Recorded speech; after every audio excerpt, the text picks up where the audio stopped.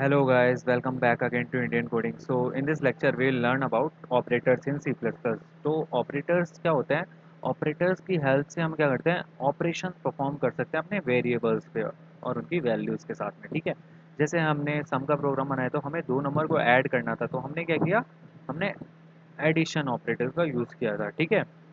तो अब हम देख लेते हैं कि ऑपरेटर कौन कौन से होते हैं सी प्लस प्लस के अंदर में, ठीक है? तो देखो, टाइप्स ऑफ ऑपरेटर होते हैं, अर्थमेटिक ऑपरेटर होता है, असाइनमेंट ऑपरेटर होता है, कंपैरिजन ऑपरेटर होता है, लॉजिकल ऑपरेटर होता है, बिटवाइज ऑपरेटर होते हैं।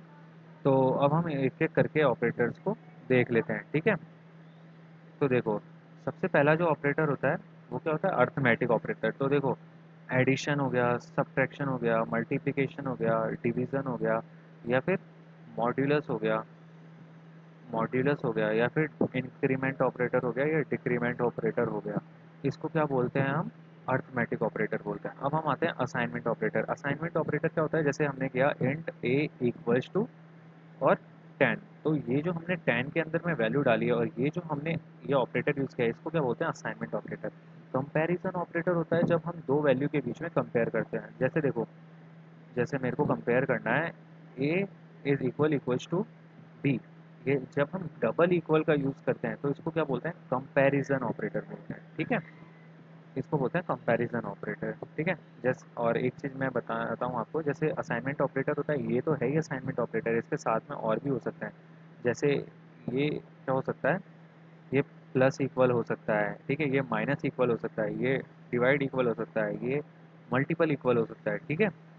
तो ये सारे असाइनमेंट ऑपरेटर थे। अब देखो लॉजिकल ऑपरेटर क्या होता है। तो लॉजिकल ऑपरेटर में आते हैं लॉजिकल और, लॉजिकल एंड और लॉजिकल नॉट।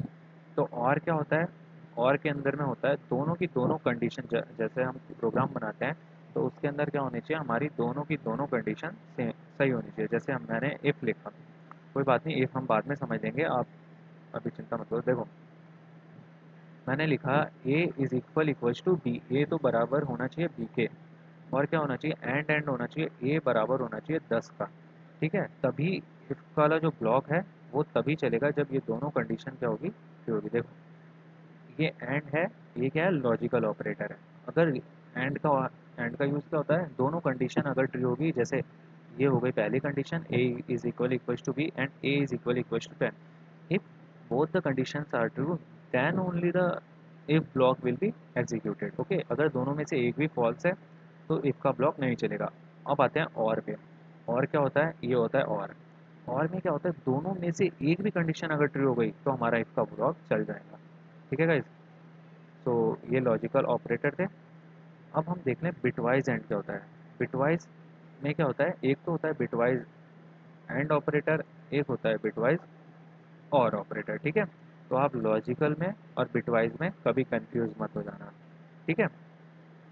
सो ये कुछ ऑपरेटर थे, और बाकी जो भी हम इनके ऑपरेशंस हैं हम सबको क्या करेंगे?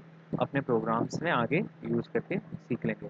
सो I hope guys you got all the point I have covered in this lecture. If you still have any query, then please put your doubt in the Q&A section. Thank you guys.